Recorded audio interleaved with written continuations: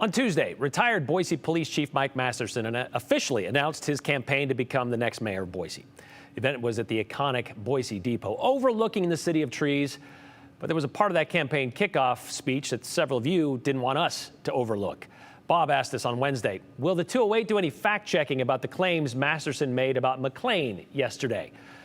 Well, Bob, Joe Paris is here to do just that. Yes, and a few things I want to say up front, Brian. We're going to qualify this entire report because I can't fact-check an opinion, which is heavily featured, as expected, in Masterson's speech. So can't fact-check opinion. There are some things we're going to dive into, and we're just going to touch on the clip, though, that we played here on the 208. The speech was very long. We'd spend the whole half hour fact-checking the whole thing. So first, let's replay the exact same soundbite we aired on Tuesday from Mr. Masterson that prompted your request.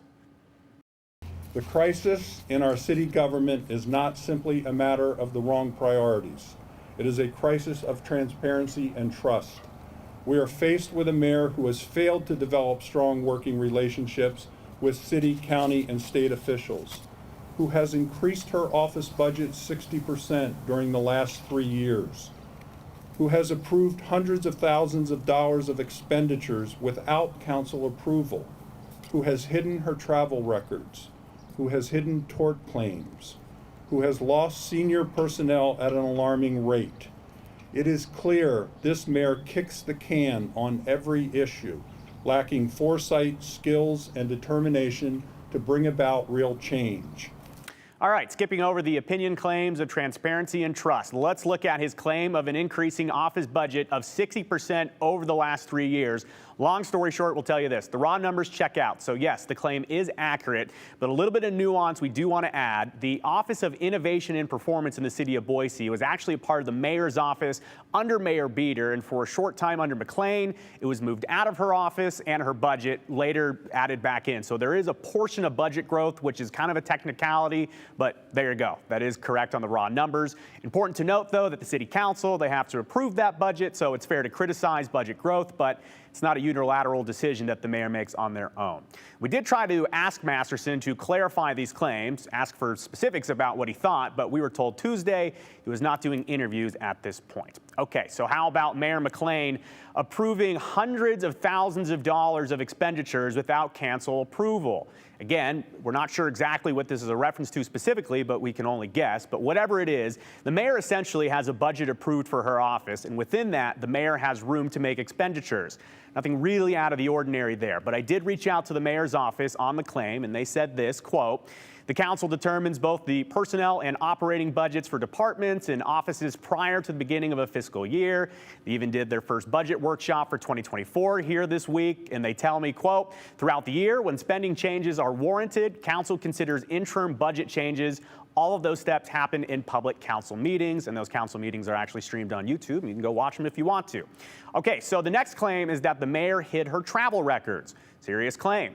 And that's a conversation that has kind of been unique over the last few years here in Boise, and it's also rooted in the history of former Mayor Brent Coles.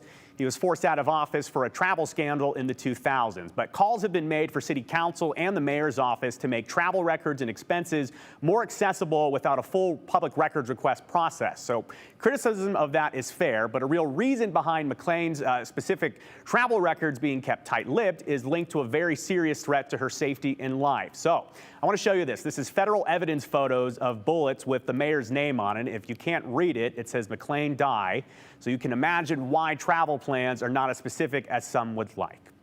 Finally, there's a claim that McLean hid tort claims. It's very general, depends on what you think hiding is or hid, but I'll say this, no, not every tort claim made against the city of Boise is blasted out in a press release for obvious reasons. Should they be? Maybe a conversation for another day. Some, specifically in media, including people in this building, have criticized response times on documents and retractions made by the city and the mayor's office. The city maintains to us today that they have met all legal requirements on record requests. If this is a reference to the Boise police turmoil, plenty to criticize, but again, we didn't get a chance to ask questions to Masterson about torts or what torts he possibly sees as problematic or, in his opinion, being hidden. So finally, Brian, there's a claim that the mayor had lost senior personnel at an alarming rate. And our question, what would you define as senior personnel? Right. Well, the Boise Police Chief, as we've talked about at length here on Channel 7, gone. You may remember the Fire Chief was dismissed early in the McLean tenure. Kind of a conflict of personalities there. Of course, when the mayor moved into the office, there's a lot of senior personnel from the Beater administration that comes in and out. I also did reach out to the mayor's office. They say for a variety of reasons, of course, people have come in and out of the mayor's office over the last few years. So in terms of what we can fact check, they say that in their opinion, in the mayor's office opinion, they don't see people leaving at an alarming rate, but they tell us, they're not exactly sure what that's a reference to. I will say there's a lot of claims about housing and homelessness and all that situation that Masterson touched on in his speech. We haven't touched on that here on the 208 yet, but we'll have plenty of time to jump into this as we head into the election. And the invitation remains open for either of those candidates, should any others put their hat in the ring, to talk to us about it here on the 208, and we would love to do that and chat. All right. Thanks, Joe. Yeah.